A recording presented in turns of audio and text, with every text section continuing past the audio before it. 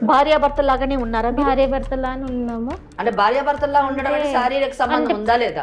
నిజమే మేడం. తను వాష్రూమ్కి అట్లా వెళ్తే నేను చెక్ చేసుకున్నాను. ఓకే. చెక్ చేసుకుంటే తన దాంట్లో వాళ్ళ భార్య పిల్లల ఫోటోలు కనిపించింది. భార్య స్థానం నాకు ఇస్తాం అనేసి కదా నేను వెయిట్ చేస్తున్నాను. అంతే కదా. నువ్వు లాస్ట్కి ఇట్లా చేసినావు అనేసి అంటే నేను ఎట్లా ఇది చేయాలి అని కొంచెం గట్టిగా అడిగినాను, ఏడ్చినాను. ఆయన మోసం మీకు ఇష్టమా? ఆయన అలా మోసం చేసే మనస్తత్వాలంటే మీకు ఇష్టమా? 3 ఏళ్ల తర్వాత ఆయనకు పెళ్ళి 2 పిల్లలు ఉన్నారన్న విషయం 3 ఏళ్ల తర్వాత తెలిసింది. మరి ఈ 1 ఇయర్లో మీరు చేసిన రీసెర్చ్ ఏంటి? ఏం అర్థం చేసుకున్నారు అతన్ని? మీ తెలివితేటలేంటి? ఆ స్టడీ చేయడానికి అతనితోనే కలిసి జీవిస్తావు, ప్లస్ అతనితోని ఫిజికల్ రిలేషన్షిప్, శారీరక సంబంధం పెట్టుకుంటావు. దాన్ని నేను అక్రమ సంబంధం అని అంటాను. మీతో పాటు కలిసి ఒక 3 ఏళ్ల నుంచి ఉంటున్న ఒక అమ్మాయి మా దగ్గర ఉంది స్టూడియోలో. పేరేంటి మేడం? ఓ, ఎంతమంది అమ్మాయిలతో కలిసి ఉంటున్నారు మీరు? ఏం న్యాయం కావాలి నీకు ఇప్పుడు? నేను అడుగుతున్నాను కదా నన్ను పెళ్లి చేసుకోమని. చెప్పాను కదా చేసుకోనని. మరి రేపటి రోజున ఇంకొక అమ్మాయి వస్తుంది, ఆ అమ్మాయితో కూడా మూవ్ అవుతారా ఇట్లానే? ఇంకో అమ్మాయి గురించి మీకు ఎందుకు మేడం? ఈ అమ్మాయి మీ దగ్గరికి వచ్చింది, ఈ అమ్మాయి గురించి మాట్లాడండి మేడం. మీ పెళ్ళి అనే పరిధిని దాటి వేరే ఆడపిల్లల జీవితాలతో ఆడుకుంటే అది వ్యక్తిగతం కాదు, అది సామాజిక సమస్య అవుతుంది. ఇంత విన్నాక కూడా నీకు ఏం మాట్లాడాలో కూడా నాకు అర్థం కావట్లేదు. నీకు భార్య స్థానం ఇవ్వను, నువ్వు రా అని అంటున్నాడు. అయినా కూడా నీకు కృష్ణనే కావాలా ఇంకా కూడా?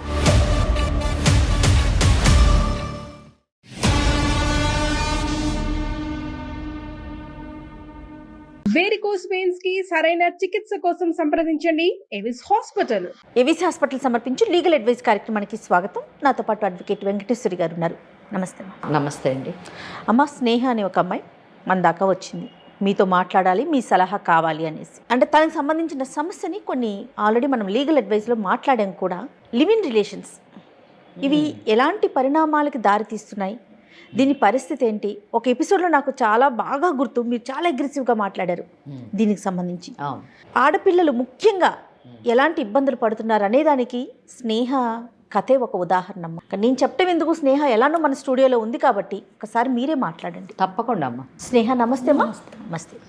నమస్తే. నమస్తే అమ్మా. స్నేహ ఇక్కడి దాకా వచ్చారు, మీ కథ అంతా కూడా నాకు చెప్పారు. నాతో పాటు మీరు మేడంకి కూడా చెప్తే మీకు ఒక సలహా, ఒక సూచన ఇవ్వడానికి ఒక అవకాశం ఉంటుంది. భయపడొద్దు, భయపడాల్సిన అవసరమే లేదు. సమస్యలకి పరిష్కారం చూపించే వేదికే లీగల్ అడ్వైస్. ఏమ్మా, ఏమీ అబద్ధం చెప్పకుండా జరిగింది జరిగినట్టు చెప్పండి. ఏ ఊరు, ఎక్కడి నుంచి సమస్య మొదలైంది, పూర్తిగా చెప్పండి. అసలు మీది ఏ ఊరు? నా పేరు స్నేహ మేడం. ఓకే. నేను మాది అనంతపూర్. జాబ్ కోసమని బెంగళూరు. ఏం జాబ్ చేస్తున్నారమ్మా? నేను అకౌంట్స్. ఏం చదువుకున్నారు మీరు? బీకామ్. Super super. బీకామ్ చేసి అకౌంటెంట్గా బెంగళూరులో జాబ్ చేస్తున్నారు. సంతోషం తల్లి. 1 ఇయర్ అయింది మేడం అక్కడ నుంచి. బెంగళూరులో మంచి కంపెనీ ఏనమ్మా? మంచి కంపెనీ మేడం. ఓకే. అక్కడ సార్ తను పరిచయం అయ్యి 6. సార్ అంటే ఎవరు? అకౌంటెంటే తను కూడా, కానీ నాకన్నా కొంచెం సీనియర్. అయితే తనతో పాటు తను నార్మల్గా, నేను నార్మల్గా ఫ్రెండ్ లాగా మాట్లాడుకున్నామండి. కొన్ని రోజులు మాట్లాడుకున్నాము. దాని తర్వాత స్నేహం కాస్త ప్రేమగా మారింది. ఓ. నేనే ఫస్ట్ ప్రపోజ్ చేశాను, తను ఇష్టపడి నేనే ప్రపోజ్ చేశాను. దాని తర్వాత తను సరే అనేసి, తను కూడా తన గురించి ఏం చెప్పలేదు, తన గురించి నేను కూడా ఏం అడగలేను. ఎందుకు ఆయనని ప్రపోజ్ చేశారు మీరు? ఏం అడగలేదు, ఆయన గురించి ఏం తెలియదు, మీతో పని చేస్తాడని తెలుసు. అంటే తను మంచివాడు, మంచి వ్యక్తి అనేసి నేను తనతో పరిచయం చేసుకొని నేనే తనకు చెప్పాను. ఆఫీసులో పరిచయంతోనే మీరు ప్రపోజ్ చేసేసారు. 1 ఇయర్ అయింది మేడం. 1 ఇయర్ అయినాక తను నేను ఒక్కటే దగ్గర ఉన్నాము. 3 ఇయర్స్ దాటినాక ఒకటే రూమ్లో కలిసినాక ఎందుకు ఒక రోజు ఫోన్ తీసుకున్నాను, తను ఎవరితోనో మాట్లాడుతున్నా అనేసి తన ఫోన్ నేను తీసుకున్నాను. తన ఫోన్ తీసుకుని మాట అడ్డుపడుతున్నాను అనుకోకు. మరి పెళ్లి ఎప్పుడు చేసుకుందాం అనుకున్నారు? పెళ్లి చేసుకుందాం అనేసరికి తను వద్దు అనేసి అంటున్నారు. అదే ఎందుకు వద్దు అంటున్నారు అనేసి నాకు కొంచెం డౌట్ వచ్చిందండి. మా మమ్మీ వాళ్ళు నాకు మ్యారేజ్ చేస్తూ అంటున్నారు, నువ్వంటే నాకు ఇష్టము, మరి ఏమంటో చెప్పు అనేసి అన్నప్పుడు తను దాటేస్తున్నాడు. నేను చేసుకొని ఇప్పుడు నాకు ఇంట్రెస్ట్ లేదు, కొంచెం టైం కావాలి, దానికైతేనే నువ్వు ఆగు, లేకపోతే నువ్వు చేసుకుంటే నేను ఎట్లా చేసుకుంటాను ఏంటి కలిసి ఉన్న తర్వాత నీ పెళ్లి నువ్వు చేసేసుకో అంటున్నాడు. చేసుకో అనేసి అంటే నేను ఎట్లా చేసుకుంటానో నేను చేసుకోను, నువ్వంటే అంత ఇష్టంతోనే నేను నీతో ఉన్నాను ఇన్ని రోజులు, ఇప్పుడు చేసుకో అంటే ఎలా చేసుకుంటానని నేను కొంచెం గొడవ పెట్టుకున్నాను. గొడవ పెట్టుకున్నాక తను ఫోన్ మాట్లాడుతూ ఉన్నాడు. మనం ఎవరితో మాట్లాడతారు మీరు అనేసి నేను ఒకరోజు ఫోన్ చెక్ చేసుకున్నాను. అతను ఉన్నప్పుడే చెక్ చేశారా? తను లేరు, తను వాష్రూమ్కి అట్లా వెళ్తే నేను చెక్ చేసుకున్నాను. ఓకే. చెక్ చేసుకుంటే తన దాంట్లో వాళ్ళ భార్య పిల్లల ఫోటోలు కనిపించినాయి. భార్య పిల్లలని మీరు ఎలా చెప్పారు? మీకు ఎట్లా అర్థమైంది ఆ ఫోటో చూసి? అడిగినాను ఎవరు వీళ్ళు అనేసి అంటే అప్పుడు చెప్తున్నాను, నాకు ఇంతకుముందుకే పెళ్ళి అయిపోయింది, నాకు ఇద్దరు పిల్లలు ఉన్నారు, బాబు పాప, నేను ఇక్కడ జాబ్ కోసం అనేసి నేను వచ్చినాను, దాంతో నువ్వు పరిచయం అయినా నేను నీతో ఉన్నాను అనేసి అన్నాడు. నువ్వు అలా ఇలా ఉంటావు, నాకు చెప్పాలి కదా నీకు పెళ్ళి అయింది అనేసి, భార్య స్థానం నాకు ఇస్తావు అనేసి కదా నేను వెయిట్ చేస్తున్నాను. అంతే కదా. నువ్వు లాస్ట్కి ఇట్లా చేసినావు అనేసి అంటే నేను ఎట్లా ఇది చేయాలి అని కొంచెం గట్టిగా అడిగినాను, ఏడ్చినాను. తను అయినా కానీ నేను ఇవ్వను, నేను చేసుకోను, నాకు అవసరం లేదు, ఇప్పుడు ఉండు, ఇలానే ఉండు, చూసుకుంటాను, నీకేం తక్కువ చేస్తలేను అనేసి అట్లా మాట్లాడేసరికి ఇంకా నాకు ఇది అవ్వలేదు, ఇంకా నీ వల్ల కాలేదు. మరి ఏం చెప్పావు ఫైనల్ గా? అతనికి ఏం చెప్పారు? నాకు నువ్వు కావాలి అని చెప్పినాను, నన్ను పెళ్లి చేసుకోండి అనేసి అంటే తను చేసుకోను. మరి ఇప్పుడు మా వేదిక దాకా రావటానికి అంటే ఏం ఎక్స్పెక్ట్ చేసి మీరు సుమన్ టీవీ లీగల్ అడ్వైజ్ అనే ప్రోగ్రామ్ దాకా, అది ముఖ్యంగా అడ్వకేట్ వెంకటేశ్వరి మేడం దగ్గర దాకా నువ్వు వచ్చావు అంటే మీరు ఏం ఎక్స్పెక్ట్ చేస్తున్నారు? నేను తనని పెళ్లి చేసుకోవాలి, సొసైటీలో నేను భార్యలాగా ఉండాలని. ఓకే, భార్య స్థానం మీకు కావాలని, పెళ్లి చేసుకోవాలి, దానికి ఏం చేయాలని సలహా కోసం. ఎందుకు ఆయనే కావాలి? ఆయన్నే ఎందుకు పెళ్లి చేసుకోవాలి? తన మీద ఇష్టంతోని కావాలి. ఏమి ఇష్టం? అదే ఆ ఇష్టం ఏంటని అడుగుతున్నాను. ఆయన పదవి ఇష్టమా, లేకపోతే ఆయనకు వచ్చే జీతం ఇష్టమా? తనకు వచ్చే జీతము. మరి ఏమి ఇష్టం మీకు ఆయన అంటే? ఆయన మోసం మీకు ఇష్టమా? ఆయన మోసం, అట్లా మోసం చేసే మనస్తత్వాలంటే మీకు ఇష్టమా? మరి ఏమి ఇష్టం చెప్పండి? ఆయన అంటే ఎందుకు ఇష్టం కలిగింది? ఓకే, ఇంకొకటి అండి, మీరు 3 సంవత్సరాలు కలిసి ఉన్నా అని చెప్పారు, మీరు పెళ్లి చేసుకోమని ఎప్పుడు అడిగారు? నేను 1 ఇయర్ తర్వాత 1 ఇయర్ మటుకు మీరు అడగలేను అంటే 1 ఇయర్ మటుకు కూడా మీరు ఇష్టంతోనే అతనితో కలిసి ఉన్నారు. అంటే అతనికి ఒక ఇమేజ్ ఇచ్చారు, మెసేజ్ ఇచ్చారు, ఏమని? మన ఇద్దరం ఇట్లా కలిసి ఉండొచ్చు అని ఇచ్చారు, అంతేనా? కలిసి ఉండడం అంటే ఇద్దరు శారీరకంగా కలిసారా? ఇప్పుడు ఒకే ఇంట్లో ఉండి మేమిద్దరం శారీరకంగా కలుసుకోలేదు అంటే, మేమిద్దరం 3 ఏళ్ళు ఫ్రెండ్స్ లాగా ఉన్నాము, పెళ్లి చేసుకోవాలనే ఉద్దేశం నాకు 1 ఇయర్ తర్వాత కలిగింది అని, ఇవన్నీ కూడా అదే నమ్మశక్యంగా ఉందా అమ్మా? చెప్పండి, మీకు అనిపిస్తుందా? మీకు ఎవరైనా ఇలా చెప్తే నమ్ముతారా? నమ్మరు కదా. చాలా విచిత్రం. చెప్పండి స్నేహ, మీరు దాచొద్దు, ఏం జరిగినా నిజం చెప్పండి. ఫిజికల్ రిలేషన్షిప్ ఉందా లేదా చెప్పండి. 3 ఏళ్ళు కలిసి ఉన్నారు, 1 ఇయర్ మటుకు మీరు ఎందుకు ఈ పెళ్లి అనే కాన్సెప్ట్ని ఆయన ముందు పెట్టలేదు అని అడుగుతున్నాను నేను. లేదా మీరు స్నేహం చేయగానే ఇమీడియట్గా నేను నీతోని పెళ్లి చేసుకుంటేనే కలిసి ఉంటాను అని ఎందుకు చెప్పలేదు? అంటే మీకు కూడా 1 ఇయర్ మటుకు టెస్ట్ చేశారా అతన్ని? టైం తీసుకున్నాను, నేను చేసుకుంటాను అనేసి చెప్పాను మేడం, కానీ తన్ని ఇంకా దాటుకుంటూ వెళ్ళిపోయారు. కాదండి, 1 ఇయర్లో ఏం అర్థం చేసుకున్నారు ఆయనని? నాకు అర్థం కాలే. ఏం అర్థం చేసుకున్నారు? 3 ఏళ్ల తర్వాత ఆయనకు పెళ్ళి 2 పిల్లలు ఉన్నారన్న విషయాన్ని 3 ఏళ్ల తర్వాత తెలిసింది. మరి ఈ 1 ఇయర్లో మీరు చేసిన రీసెర్చ్ ఏంటి? ఏం అర్థం చేసుకున్నారు అతన్ని? మీ తెలివితేటలేంటి?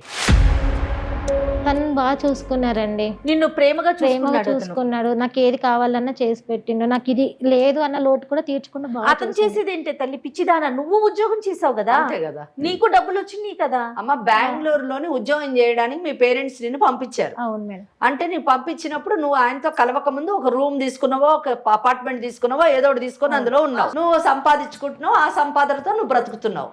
ఈయనతో పరిచయం అయిన తర్వాత ఈయనతో మూవ్ అయ్యావు నువ్వు. మళ్ళీ అతను నిన్ను చూసేది ఏముంది? సరే చూసుకున్నాడు, ఓకే. పెళ్లి ప్రస్తావన ఎందుకు తీసుకురాలేదు నువ్వు సంవత్సరం వరకు కూడా? అంటే నేను ఫస్ట్ అడిగినాను, ఫస్ట్ మ్యారేజ్ చేసుకుందామంటే వద్దు అని టైం తీసుకున్నాను. సరే ఒకటే రూమ్. అప్పుడు వద్దు అన్నాడే తప్ప నాకు పెళ్ళయిందని చెప్పలేదు. నేను ఫొటోస్ చూసే వరకు తనకు పెళ్ళయిందన్న మాట కూడా నాకు చెప్పాలి. నిలదీసావా? పోనీ నిలదీసినాను. అంటే నాకు నువ్వు అంటే ఇష్టం ఉంది, అందుకని నీతో మూవ్ అయినా. 3 ఏళ్ళు మీరు కలిసి ఉన్నారు కదా, ఇద్దరికి శారీరక సంబంధం ఉందా లేదా అని నిజం చెప్పు. నువ్వు భార్యాభర్త లాగానే ఉన్నారా? భార్యాభర్తలానే ఉన్నాము. అంటే భార్యాభర్తలా ఉండడం అంటే శారీరక సంబంధం ఉందా లేదా? నిజమే మేడం, నిజమే, రైట్. ఎందుకంటే జయ మేడం ఎందుకు ఇన్నిసార్లు నేను ఇన్సిస్ట్ చేశానంటే, ఇద్దరు స్నేహితుల్లాగా ఒక రూమ్లో ఉన్నాము అంటే అంత అవసరం ఏమొచ్చిందండి? ఎవరి రూమ్లో వాళ్ళు ఉండొచ్చు, అంతే స్నేహితుల్లాగా ఉండొచ్చు. అంతగానో ఆమె ఇన్సిస్ట్ చేస్తుందంటే ఎందుకు ఇన్సిస్ట్ చేస్తుంది? వాళ్ళ ఇంటోళ్ళు వేరే సంబంధం చూస్తారో అని అంటున్నారు, ఎందుకు వేరే వాళ్ళని ఆమె చేసుకోని అంటుంది? ఎందుకు ఇష్టపడలేదు? ఈయననే కావాలని ఎందుకు అంటుంది? ఇవన్నీ కూడా క్లారిఫికేషన్ కావాలి మనకి. అవునమ్మా, అందుకని నేను అడిగాను. కరెక్టేనమ్మా, కరెక్ట్. అంతే తప్ప నిన్ను ఏదో బాధించాలని కాదమ్మా. మేడం అడ్వకేట్ కాబట్టి పాయింట్స్ తెలియాలి కదా. సరే, ఇప్పుడు ఫైనల్గా ఏమంటావు? రిలేషన్ ఉంది కాబట్టి నిన్ను పెళ్లి చేసుకోమంటావు. మరి అతనికి పెళ్ళి అయింది, భార్య ఉంది, పిల్లలు ఉన్నారు, అయినా కూడా అతన్ని పెళ్లి చేసుకోవాలని అడుగుతున్నావా నువ్వు? అవును మేడం. అసలు అంటే నువ్వు ఆలోచించుకున్నావా తల్లి? నీ భవిష్యత్తు ఏంటి, నీ స్థానం ఏంటి? అది ఏం లేదు మేడం, తను కావాలి. ఎలా ఉన్నారమ్మా ఆడపిల్లలు? తను మరి నాకేం అర్థం కావట్లే ఏం మాట్లాడాలని. ఒక భార్య పిల్లలు ఉన్నా సరే నాతో ఉన్నాడు కాబట్టి నాకు అతనే కావాలి, అది భార్య స్థానమే కావాలంటే అది ఎలా సాధ్యమమ్మా? అంటే ఈ కేసులో నేను కూడా కొంచెము స్టార్టింగ్ నుంచి తన అమాయకురాలో తెలివైన అమ్మాయో నాకు ఈ కేసు నేను కూడా బ్లాంక్ అయ్యాను. ఎందుకు అయ్యానంటే, సాధారణంగా మనకు భార్య స్థానంలో ఉన్న అమ్మాయి వచ్చి నా భర్త ఇలాగా వేరే అమ్మాయితో అక్రమ సంబంధం పెట్టుకున్నాడు, నా ఒక్క స్థానము నా పరిస్థితి ఏంటి మేడం, నా స్థానాన్ని నాకు తిరిగి ఇప్పించండి అని అడుగుతారు. ఇక్కడ అసలు రైటే లేని ఆమె, హక్కే లేని ఆమె వచ్చి ఎంత ధైర్యంగా కూర్చొని, అంటే మీరు అంటున్నారా ఆమె అమాయకురాలు అనుకోవాలా లేకపోతే ఏమనుకోవాలి అని భయపడుతుంది అంటే, నేను ఈ మాటల్ని నేను సపోర్ట్ చేయలేను. నేను ఎందుకు సపోర్ట్ చేయలేనంటే, నీకు అసలు ఏమి హక్కు లేదు. సంవత్సరం మటుకు నీకు పెళ్ళని ఆలోచన లేదు. అతనితో కేవలం స్నేహము, ఎంజాయ్మెంట్ మాత్రమే, రిలేషన్షిప్ మాత్రమే కావాలని చెప్పేసి నువ్వు 1 year ఉన్నావు. మీరేంటి అబ్జర్వ్ చేసేది అతన్ని? మీరేంటి అన్ని స్టడీ చేసేది? అదే కదా. మీ తల్లిదండ్రులు అన్ని స్టడీ చేసి మీకు సంబంధం చూస్తారు, మీరు పెళ్లి చేసుకోవాలి. అంతకి కావాలంటే మీరు కూడా మాట్లాడి అన్ని తెలుసుకొని మీ తల్లిదండ్రులు చూసినటువంటి వాళ్ళు చేసుకోండి. కానీ ఇక్కడ నువ్వు ఎవరినో ఒకటి సెలెక్ట్ చేసుకుంటావు, నీ కొలీగ్ని, నువ్వు ఒక 1 year స్టడీ చేస్తా అంటావు అతన్ని. ఆ స్టడీ చేయడానికి అతనితోనే కలిసి జీవిస్తావు, ప్లస్ అతనితోని ఫిజికల్ రిలేషన్షిప్, శారీరక సంబంధం పెట్టుకుంటావు. దాన్ని నేను అక్రమ సంబంధం అని అంటాను. నేను పెట్టుకొని 1 year తర్వాత పెళ్లి చేసుకుంటానని చెప్పేసి అంటాం. దీన్ని ఏ విధంగా మనం ఆమోదించాలి, దీన్ని ఏ విధంగా సపోర్ట్ చేయాలి చెప్పండి? ఎగ్జాక్ట్లీ. సో నేను ఇటువంటి వాటికి సపోర్ట్ చేయలేను, నేనే కాదు చట్టం కూడా సపోర్ట్ చేయదు. అతను పెళ్లి కానివాడైతే ఇక్కడ వచ్చి మేడం మాకు న్యాయం చేయండి, నా స్థానాన్ని నాకు పెళ్ళి అతనితో జరిపించండి అని అంటే, నేను తప్పకుండా అతనితో మాట్లాడి మనం ఆమె పెళ్లి చేసేటట్టు చేయగలం. కానీ ఇక్కడ మీరేమడుగుతున్నారు? మమ్మల్ని స్థానం అడుగుతుంది. స్థానం అడుగుతుంది. ఏ స్థానం అడుగుతుంది? భార్య అనేటటువంటి స్థానాన్ని అడుగుతుంది. ఆ భార్య అనే స్థానంలో ఆల్రెడీ ఒక మహిళ ఉంది. ఆ మహిళని పక్కకు తప్పించి మిమ్మల్ని ఆ స్థానంలో కూర్చోబెట్టాలంటే ఇంకొక మహిళ, గౌరవప్రదమైనటువంటి మహిళ, సమాజం ఆమోదించినటువంటి భార్యస్థానంలో ఉన్న మహిళని, అన్ని హక్కులు కలిగినటువంటి మహిళని పక్కకు జరిపి, ఏ హక్కు లేనటువంటి దాన్ని, ఏ మర్యాద లేకుండా, ఏ సమాజపు కట్టుబాట్లకు లోను మీరు గౌరవించకుండా, చట్టం అంటూ ఒకటి ఉందన్న దాన్ని కూడా గుర్తించకుండా, హక్కు లేకుండా నాకు ఆ స్థానం కావాలని అడిగితే ఏ విధంగా మనం ఆమోదించాలి, ఏ విధంగా మనం ఈ సమస్యను పరిష్కరించాలి? అవునమ్మా, దీనికి న్యాయం చేయడం కాదు, ఆమెకు అన్యాయం చేయడం అవుతుంది.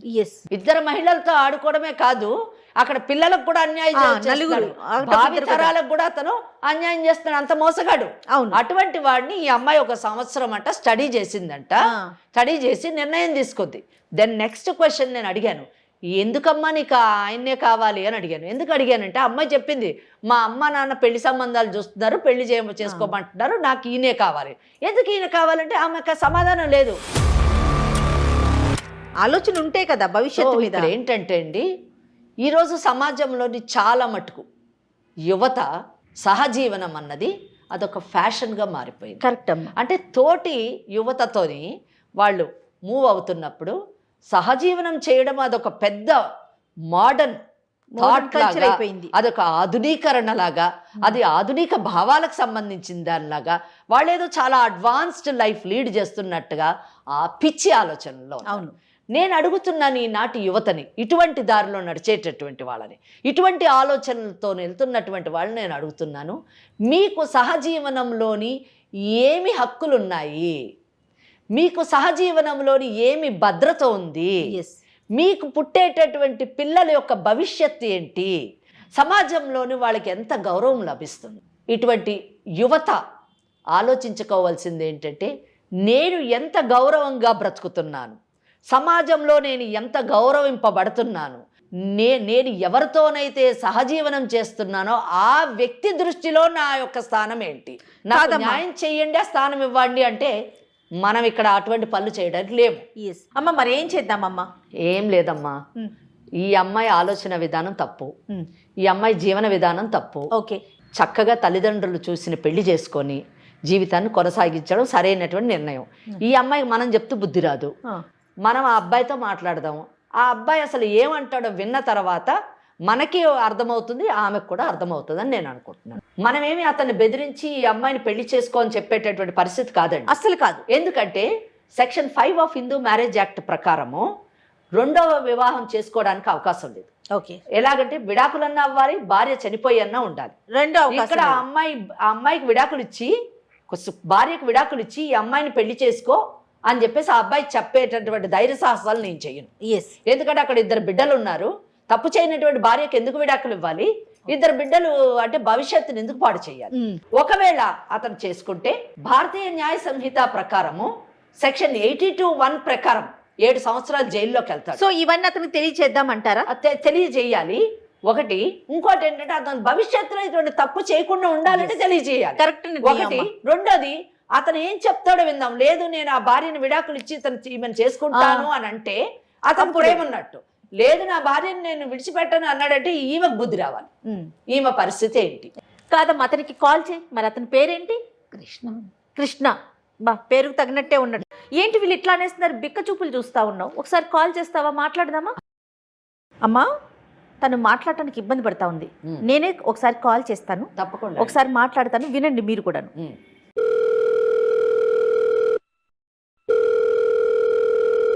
హలో హలో, కృష్ణ గారండి?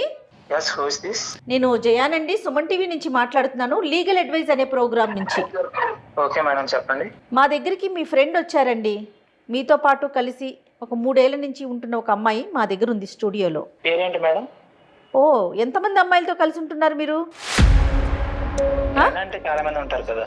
ఏంటి ఫ్రెండ్ అన్నారు కదా మేడం, ఫ్రెండ్స్ అంటే చాలా మంది ఉంటారు కదా. ఫ్రెండ్స్ అంటే చాలా మందే ఉంటారంట. ఒక్కసారి నువ్వు హలో అనమ్మా, చెప్పు నీ పేరేంటి, నువ్వే చెప్పు. హలో హలో కృష్ణ, నేను స్నేహన్ మాట్లాడుతున్నా. స్నేహ? అవును, చెప్పు. అదే నేను పెళ్లి చేసుకుందామని అంటే దాటేస్తున్నావు కదా. అవును, నీకు చెప్పా కదా చాలా సార్లు. ఏమని? ఎక్కడికి వెళ్ళావు నువ్వు? ఇప్పుడు ఎవరు మాట్లాడేది? ఫోన్ ఎవరు చేశారు? నేను సుమన్ టీవీ ప్రోగ్రామ్కి వచ్చాను, మేడం వాళ్ళతో మాట్లాడుతున్నాను. ఎందుకు వెళ్ళావు అక్కడికి? మీకు ఎంతగానో చెప్పినా కానీ మీరు నాకేం ఆన్సర్ ఇవ్వట్లేదు కదా, అందుకనే నాకు ఇక్కడ న్యాయం జరుగుతుందేమో అనేసి వచ్చినాను. ఏం న్యాయం కావాలి నీకు ఇప్పుడు?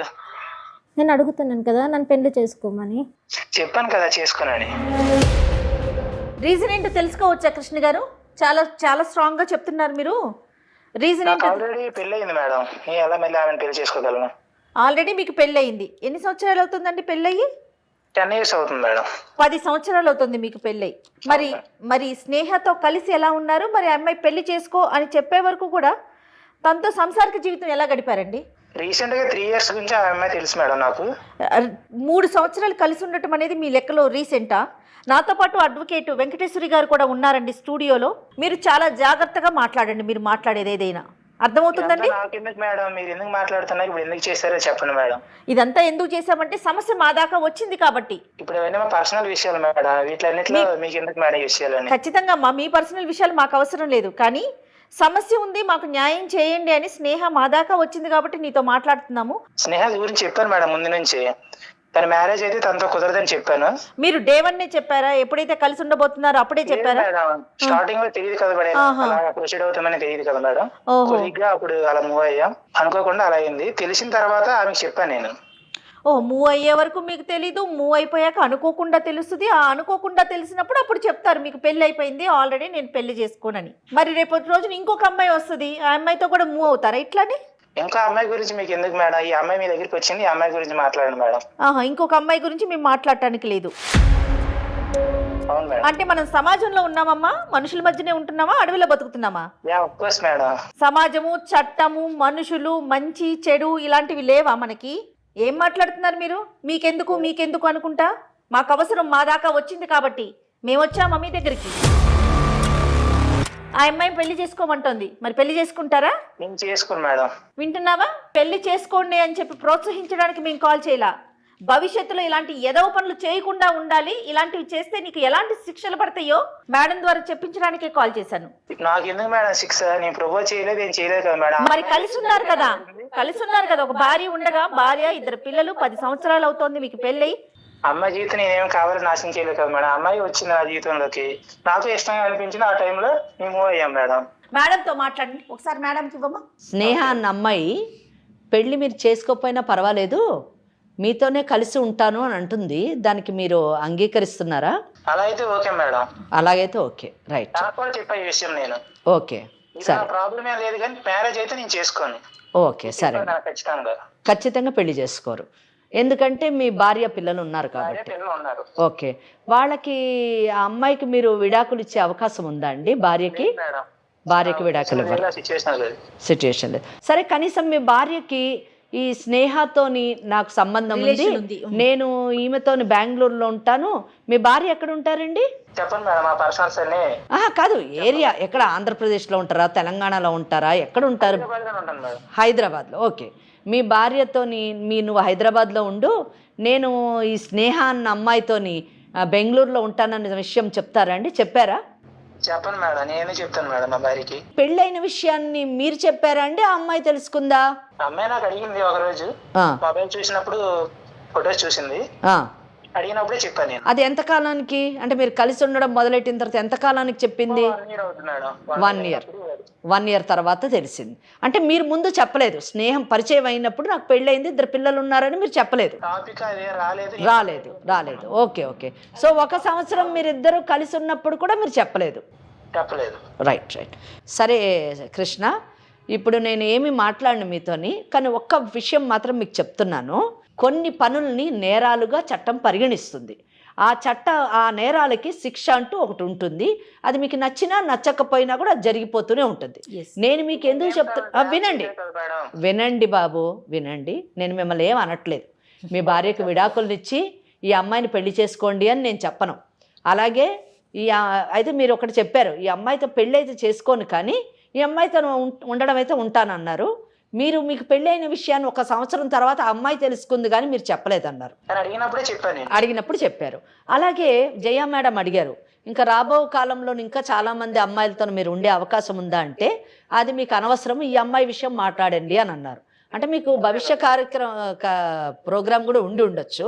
సరే, అది మంచిది, మా వ్యక్తిగత విషయం అని అన్నారు. సో వ్యక్తిగత విషయమే, కరెక్టే. మీరు పెళ్లి చేసుకొని మీ పిల్లల్ని, మీ కుటుంబం, ఇవన్నీ వ్యక్తిగతం. మీ పెళ్ళి అనే పరిధిని దాటి వేరే ఆడపిల్లల జీవితాలతో ఆడుకుంటే అది వ్యక్తిగతం కాదు, అది సామాజిక సమస్య అవుతుంది. అంటే ఆడపిల్లల జీవితాలు పాడు చేస్తూ ఉంటే చూస్తూ ఊరుకోవడానికి చట్టం ఏం కళ్ళు మూసుకొని ఉండదు. కానీ అదే చేయలేదు, అదే చెప్తున్నాను. ఇది మీ అవేర్నెస్ గురించి చెప్తున్నాను, మిమ్మల్ని ఏమి అనట్లేదు నేను. భారతీయ న్యాయ సంహిత అని ఒక చట్టం ఉంది. ఈ చట్టంలోని సెక్షన్ 82(2) ప్రకారము ఏ మగవాడైనా కానీ తనకు పెళ్ళైన విషయాన్ని చెప్పకుండా వేరే స్త్రీతోని పెళ్లి చేసుకుంటానని కానీ, లేదా ఏం చెప్పకుండా శారీరక సంబంధం కానీ పెట్టుకుంటే 10 సంవత్సరాలు శిక్షకి లోనవుతాడు కంప్లైంట్ ఇస్తే. అదే చెప్తాను నేను.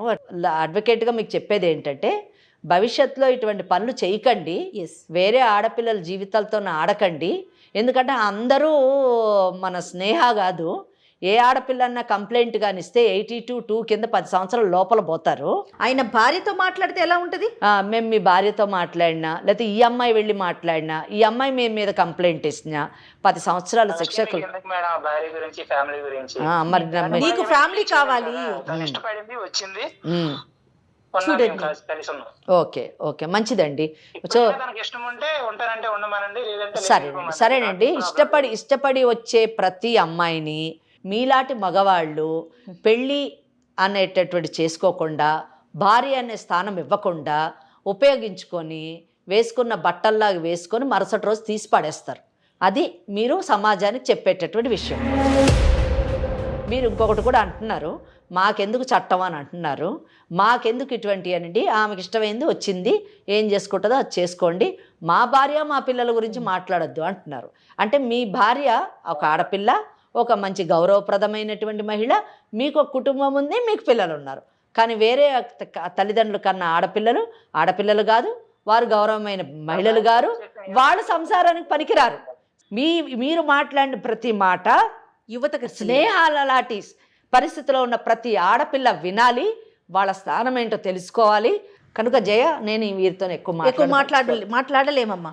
కేవలం ఎందుకు మాట్లాడానంటే భవిష్యత్తులో ఇంకా వేరే ఆడపిల్లల జీవితాలు పాడు చేయకూడదని చెప్పాను. నాకు అక్కర్లేదు చట్టం అన్నాడు కానీ 100% నోట్ చేసుకుంటాడు. ఖచ్చితంగా భయం ఉంటుంది కదా. ఆయన కంటే కూడా కృష్ణలాంటి వాళ్ళకి ఎంత చట్టం చెప్పినా కృష్ణలాంటి మోసగాళ్ళు సమాజంలో ఉంటూనే ఉంటారు. ఖచ్చితం. ఎప్పుడు ఉంటారు తెలుసా అండి? మోసపోయే వాళ్ళు ఉన్నంత లాంటి పిల్లలు ఉన్నప్పుడు మోసపోయే వాళ్ళు ఉన్నంత కాలం ఉంటారు. స్నేహాల ఆలోచించే ప్రతి ఆడపిల్ల కూడా కృష్ణ మాటల్ని అర్థం చేసుకోవాలి. ఎంత తేలిగ్గా మాట్లాడుతున్నాడమ్మా ఆడపిల్లల్ని. ఇంత విన్నాక కూడా నీకు ఏం మాట్లాడాలో కూడా నాకు అర్థం కావట్లేదు. నీకు భార్య స్థానం ఇవ్వను, నువ్వు రా అని అంటున్నాడు. అయినా కూడా నీకు కృష్ణనే కావాలా? ఇంకా కూడా వద్దు మేడం, జాబ్ చేసుకుని నా లైఫ్లో నేను హ్యాపీగా ఉంటాను మేడం. జాబ్ కాదమ్మా, ముందు జాబ్ కాదు నీకు అసలు. అటువంటి వాడిని నిజానికి ఇంకా నాకు మాటలు రావట్లేదు. నేను చీ అని ఒక పదం ఉపయోగించారు అంతే, దట్స్ ఆల్. వాడితోని 3 సంవత్సరాలు నువ్వు ఉన్నందుకు అసలు సిగ్గుపడాల్సిన విషయం. నీకు బుద్ధి వచ్చి ఉండాలి. నాకు తెలిసి ఆ మాటలు విన్న తర్వాత ఫస్ట్ ఆ జాబ్ మాను, బెంగళూరు నుంచి మీ ఊరికి షిఫ్ట్గా. నీ జీవితంలో జరిగింది ఒక లెసన్. వీలైనంత మటుకు ఏ ఆడపిల్ల కూడా ఇటువంటి సమస్యల్లో పడకుండా వీలైతే కాపాడు, అవేర్నెస్ ఇవ్వు, నీ వంతు నీ ప్రయత్నం చేయి.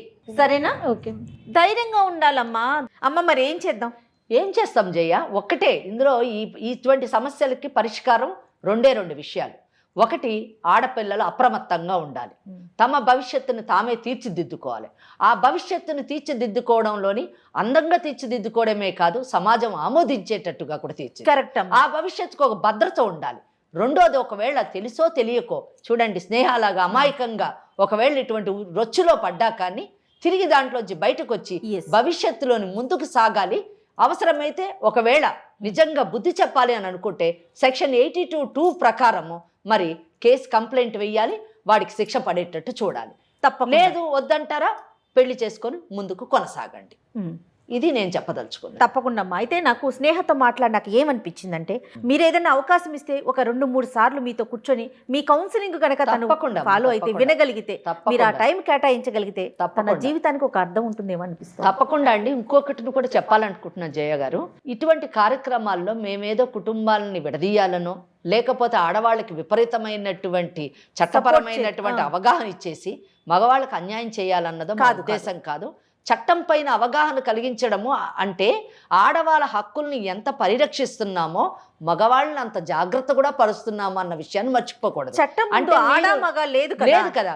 మీరు నేరం చేసినప్పుడు ఎటువంటి శిక్షలు పడతాయి కనుక నేరానికి ఎంత దూరంలో ఉండాలి మీకు అనే అవగాహన మీకు కల్పించడానికి ప్రయత్నిస్తాం. ఖచ్చితంగా. మేడం గారి నెంబర్ నీకు ఇస్తాను, అలా అసిస్టెంట్ నెంబరు. మేడం టైం తీసుకుని ఒక 2-3 సార్లు మేడంతో నువ్వు కూర్చొని మాట్లాడు. సరేనా? సరే. ఓకే, రైట్ అమ్మా. Thank you. నమస్తే. వేరికోస్ వెయిన్స్ కి సరైన చికిత్స కోసం సంప్రదించండి ఎవిస్ హాస్పిటల్.